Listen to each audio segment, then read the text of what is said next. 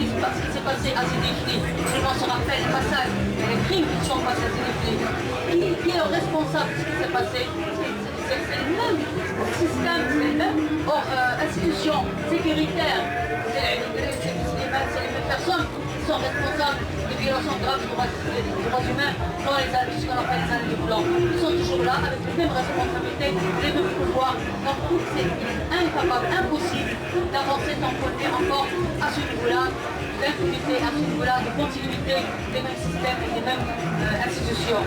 Donc, ça, des passages utilisés pour redonner notre vie, notre image au Maroc, rappelant aussi que les recommandations d'ILR, le résultat du travail d'ILR a été présenté aux pays occidentaux, aux pays d'Europe, avant même ce qui n'a jamais été fait jusqu'à maintenant, son explication aux citoyens marocains qui en sont concernés et responsables.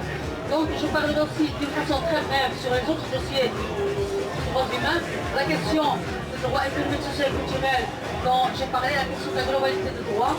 Il faut rappeler qu'actuellement, le droit d'enseignement, le droit à la santé, mais aussi le droit des travailleurs. Nous avons un code du travail qui a été voté en 2003. L'État reconnaît que 15% seulement des employeurs qui le respectent. C'est une loi qui n'est nullement respectée. Et actuellement, demain, l'MDH va organiser une caravane de solidarité avec 850 ouvriers qui sont arbitrairement licenciés de leur travail parce qu'ils revendiquent leurs droits, parce qu'ils ont constitué un syndicat, parce qu'ils ont créé un bureau syndical. C'est une pratique qui se fait partout dans le Maroc, dans le secteur privé. Nous vivons aussi une situation, suite à la crise de licenciement, etc., qui atteignent les droits des travailleurs. La question du droit de la femme, je ne vais pas tarder, je vais donner des chiffres. Tout le monde sait tout ce qui a été dit sur le code de la famille. C'est vrai que le code de la famille a apporté des choses nouvelles par rapport à l'ancienne loi. Mais le code de la famille n'a pas apporté l'égalité entre les hommes et les femmes. Dans plusieurs points, la polygamie, même l'inégalité dans l'héritage, la question du droit de mariage avec un enfant musulman sans qu'il soit obligé de changer sa religion, etc. Plusieurs autres points. Mais le code de la famille ne s'applique pas. Et nous avons aussi 10% des mariages conclus en 2016, ce sont des mariages de mineurs, de petites filles, parce que le juge a le droit de marier des petites filles, même si la loi dit que l'âge de mariage c'est 18 ans. Ça, je voudrais aussi avancer que le Maroc est classé 125e sur 130 pays dans la question de l'égalité entre les hommes et les femmes, l'égalité des chances. Donc malgré tout ce qui se dit sur l'avancée dans le domaine des droits des femmes, nous sommes dans une situation très en retard. Nous parlons aussi des droits des enfants, je viens aussi donner des chiffres parce qu'on n'a pas le temps. Il y a 66 000 petites filles qui travaillent dans les maisons. Il y a quelques jours, le mois dernier, une petite fille a été violentée, a été blessée partout, brûlée par un juge parce qu'elle travaille chez elle à la maison. Et on est en train de lutter pour que le juge se poursuive en justice. Parce qu'il ne peut ne pas être poursuivi en justice. Donc c'est 66 000 petites filles qui peuvent vivre la même chose. Nous avons 600 000 enfants dans les rues. Il y en a 200 000 qui travaillent. Donc nous avons une sorte de l'enfance qui est très fragile et beaucoup de choses encore à faire. Je ne parlerai pas d'immigration parce que on sait que le Maroc actuellement est un pays qui reçoit les immigrés subsahariens qui sont dans une situation très précaire. Les enfants sans école, les personnes sans soins et un racisme qui s'installe dans les mentalités marocaines malheureusement. Ce qu'on critiquait par rapport à nos amis et nos compatriotes ici en Europe, on est en train de faire la même chose envers les immigrés qui viennent des pays subsahariens. Nous, je parlerai enfin de la question de la justice, je reviendrai un peu sur la question de la justice, parce que certainement, ceux qui suivent les nouvelles, ils ont certainement entendu le discours royal, le dernier discours royal, qui a été pour la première fois dédié complètement à la question de la justice. Là, l'MDH considère que la justice est aussi liée à la Constitution. On ne peut changer ou mettre en place un pouvoir judiciaire indépendant s'il n'est pas ainsi au niveau de la Constitution. Actuellement, la justice est un système géré par l'exécutif. Et le discours du roi est en train de renforcer cette indépendance. Parce qu'il a parlé que l'indépendance de la justice va devenir une des fonctions du commandant déployant. Donc c'est un renforcement de l'article 19 qui est critiqué par tous les démocrates et c'est une atteinte de nouveau à l'indépendance de la justice. Pour nous, pas on ne peut pas avoir d'indépendance dans le cadre de la Constitution actuelle. Je vais terminer par ce qu'on demande, l'implication, ce qu'on revendique dans le cadre de la Constitution. D'abord, la séparation des pouvoirs, parce que c'est important. Il n'y a pas d'état de droit sans séparation des pouvoirs. Et la séparation des religieux et de la politique. L'égalité entre les hommes et les femmes dans tous les domaines, y compris le domaine du droit civil. La question de que le peuple soit la seule source de pouvoir et de tous les pouvoirs.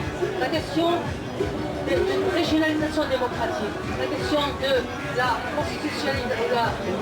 l'officialisation de la langue amazigh à côté de la langue arabe, et aussi la primauté des droits internationaux, du contenu des conventions internationales par rapport au droit national. Il y a d'autres demandes de nous, on ne donne pas une constitution ou un projet de constitution. Ça, c'est le travail des partis politiques.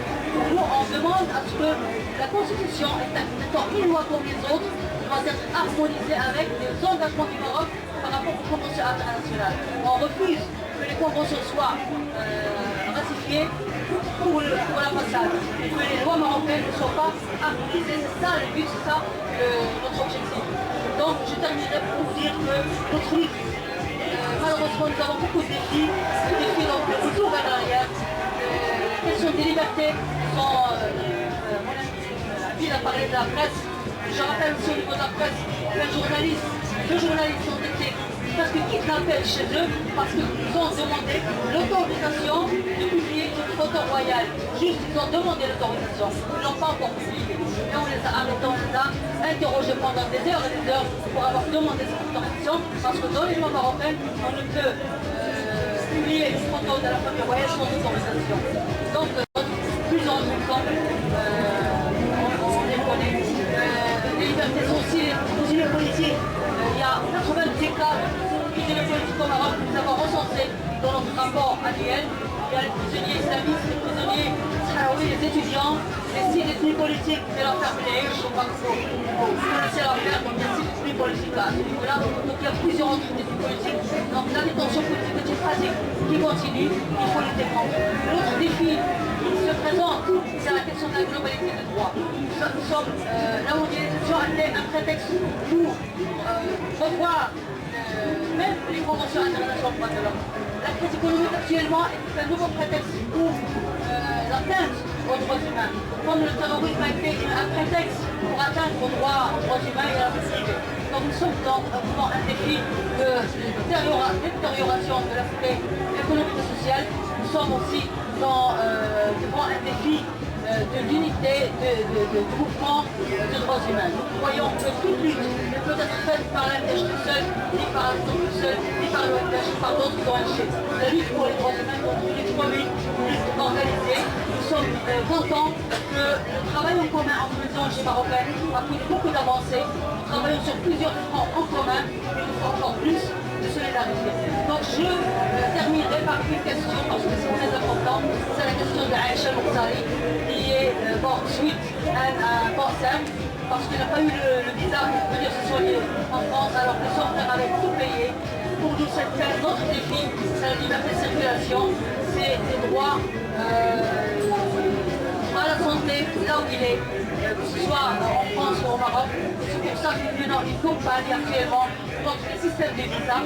Donc nous menons une campagne contre ce que les résultats et les conséquences de ce système sur l'ensemble des droits humains. Et à cette occasion, nous aurons un rassemblement demain, lundi, à 18h30 à la place Trocadéro, avec plusieurs ONG, la SCOM, la TMF et notre ONG, pour revendiquer ce droit de circulation contre ce système meurtrier du visa. Je termine par ça, il y a beaucoup d'autres choses à dire, mais le débat peut-être sera soulevé d'autres questions. Merci.